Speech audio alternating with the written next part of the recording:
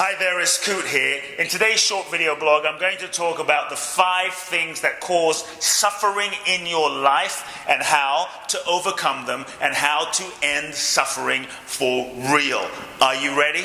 You know, in life, we all go through some challenges. We all go through some difficulties in life, whether it's a breakup, whether it's a death, whether it's an illness or disease, whether it's a bankruptcy, financial, maybe it's a mental, emotional challenge. Maybe we all face certain experiences that are challenging and difficult. But just because you are in a difficult circumstance, just because you are going through something difficult right now in your life, doesn't mean you have to suffer. Pain is inevitable. You might cry, you might feel heartbreak, feel the pain, acknowledge the pain, but suffering arises due to the story that you make up about what the experience means. The suffering arises due to the story and the meaning that you give an experience, a situation, and a circumstance. So firstly, get that it's not the circumstance, an external event, that cause suffering.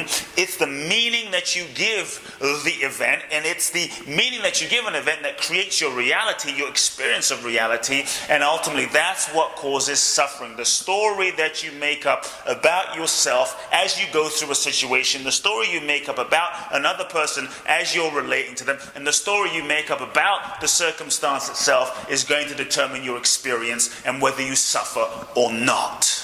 And what I have found is that in any moment of suffering, number one, in any moment of suffering, just check yourself if you're stressing out, if you're in a moment of suffering and you're freaking out somehow, you're feeling disconnected, unhappy, it's like, it's so much suffering in here. If you're in a moment of suffering, whatever it is, take a look inside. I guarantee you there is what I call the killer belief. Any moment of suffering, this killer belief is running almost always. What is the killer belief? The killer belief sounds something like this. The experience that I'm having is not the experience that I should be having. I should be having some other experience than the experience I'm having. This is a key recipe for suffering. If you wake up one day and you feel great and you say, you know, I would like to just experience some suffering today, just begin to resist everything and anyone and anything that happens to you. This shouldn't be happening. This shouldn't be the way it is. Life shouldn't be the way it is. I shouldn't be the way I am. You know, this is resistance. Resistance to what is creates suffering. So check yourself in a moment of suffering. Stop. Take a step back. Bring yourself into the present moment and look at where is my attention right now. You will almost always find this killer belief running. The experience that I'm having is not the experience I should be having. I should be having some other experience than I'm having.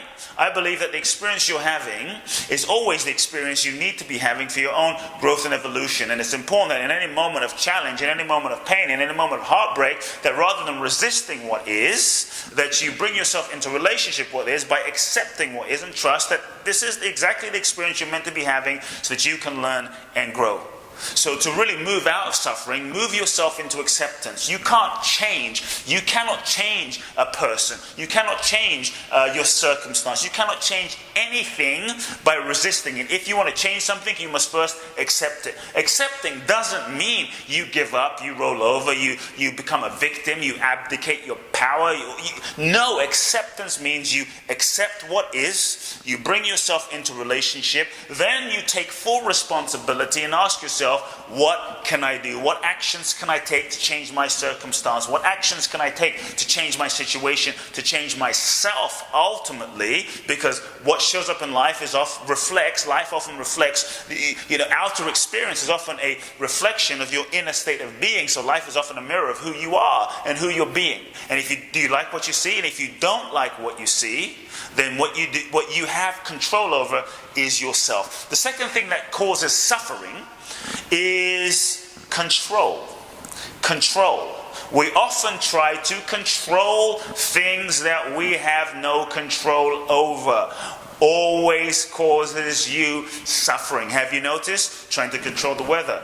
Lord knows, sometimes we try and control other people. And the reality is there's only so much we try and There's only so much power that we actually have to control other people. Sometimes we try and control how other people see us, and we put so much time, energy into looking good and being a certain way and being who we think other people want us to be, that we disconnect from our own authentic selves. We disconnect from who we really are in order to try and get love and validation, and we've lost ourselves, and this always creates suffering. You cannot experience true aliveness and true fulfillment living someone else's life. You cannot experience true aliveness and true fulfillment being someone that you're not. So controlling things that aren't in your power to control, the government, the weather, life, other people, the economy, etc., etc., etc. So look at what are you trying to control that's not in your control, and let that go, and focus instead on controlling what is in your power to control. So in any moment of suffering, ask yourself,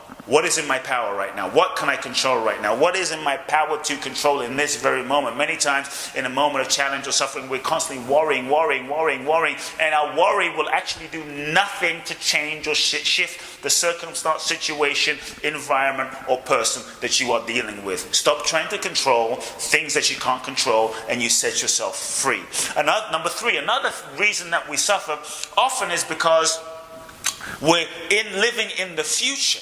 Right? The mind. Remember, you are not your mind. Just because a thought is in your mind doesn't mean it's real. We often go into the future. We create a negative future fantasy about all the negative, bad things that might happen. I might get sick. I might be homeless. I might fail. This thing, terrible thing might happen. She might leave me. He might leave me, right? But none of it's actually happened yet. So actually ask yourself. And so what we end up doing is we end up believing and buying into a fiction rather than reality. We start relating to a negative future fantasy rather than reality. We freak ourselves out in the moment. We experience the fear of the future fantasy that hasn't happened yet. It's not reality. We experience the fear of that in the present. It disempowers us in the moment, and you get hijacked in the moment. Your power, your potential gets hijacked in the moment, and you experience suffering. So ask yourself in a moment, when you're believing a thought, when you're believing a negative future fantasy, is this fact or is this fiction? This is a magical question. Is what I'm feeling, is what I'm worrying about, is what my mind is telling me about something that's going to happen in the future, is this fact or is it fiction? Is it happening right now? And what you need to do in that moment is look at, where is my attention? Where is my attention is not in the moment, and bring your attention back to this moment. Number four, the other thing that often causes suffering is when we're stuck in the past. When you're constantly living in the past, what could have been, what should have been, what you wish had happened, what you wish were different, what you wish you did differently, all the things that you regret about your past. Ultimately, no matter how much you judge yourself and beat yourself up and frustrate yourself and, all of that stuff, right? Feel shame, guilt, what have you. Nothing is going to change what happened, my dear friends. What happened, happened. What happened was meant to happen. And ultimately, it's not really what happens that determines who you are. It's really how you interpret what happens. And so, if it happened, I believe it was meant to happen for some reason. And what's more important is, what did you learn from what happened? What did you learn from your past? What did you learn? And how can you use the learning from your past to inform who you are today, so that you can then create a new future? It's the actions that you take in this moment that will come together to create your future reality. And just because you made your bed in the past doesn't mean you have to lie in it. At any moment, you have the lock and you have the key to make a different choice. So sometimes we hold on to our past because it's safer to hold on to our past, and we often sometimes use our past as a buffer, as a safety net. If I hold on to my past and I don't let go of the anger, the pain of the heartbreak or the hurt from my past, we often sometimes use pain from our past to protect ourselves, because if I hold on to that pain from the past, then I don't really have to go for it because I'm hurt. I don't really have to love fully or give myself because I'm still hurt. And so sometimes we use the pain of the past or something from the past to protect ourselves from being fully present, open, and giving 100% in this moment. How are you using your past to prevent yourself, to protect yourself from moving forward and truly living heart wide open to create the future of your dreams? Number 5 is simple and short. Number 5 is what often creates suffering is I see all the ways that we are so obsessed, self-obsessed and focused on ourselves. When we're just thinking about me, my life, my thoughts, my life, my this, my survival, and we contract in on ourselves and we start losing a bigger perspective of life, that life doesn't revolve around just you. The world doesn't revolve around just you. And so when we go into an egoic mode of contraction and everything revolves around ourselves, your viewpoint, your perspective, your purpose in life becomes so small that it creates so much suffering when all you think about is yourself.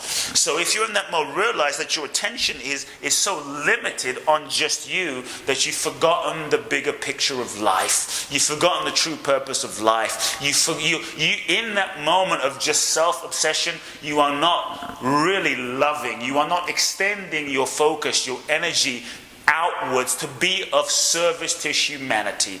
I believe that if you're in a moment of suffering, begin serving. If you're in a moment of suffering, take the focus off of yourself for a moment and begin serving, begin loving, begin giving your gift to those that are less fortunate. Begin loving and giving your gifts to those that truly need your help or might be in more challenging or difficult situations. Because in a moment of feeling sorry for myself, woe is me, oh my God, I'm cursed, life doesn't love me, we forget how great, we forget how abundant we are. We forget all the things we actually have to be grateful for in our lives because we're spinning in our own self-obsession. Take the focus off yourself and commit today, right now, to be of bigger service to those around you. And if you think, well, I don't know what to do, just begin with your friends, with your family, with your loved ones, with the homeless person. There is no shortage of people to serve, to love, and give your gifts to. So, my dear friends, I hope you enjoyed this short video blog. These are the 5 main causes of suffering. Apply these. Take a look as you go through life, how you are doing these 5 things, and begin to bring yourself into conscious awareness. Many times we are not conscious of the suffering patterns that we run that create intense suffering in our lives. If you enjoyed this video blog, please do share it with all of your friends, with your family. Make sure you subscribe to my email list. This way you'll receive weekly inspirational videos from me and updates about my events. Sending you much love now.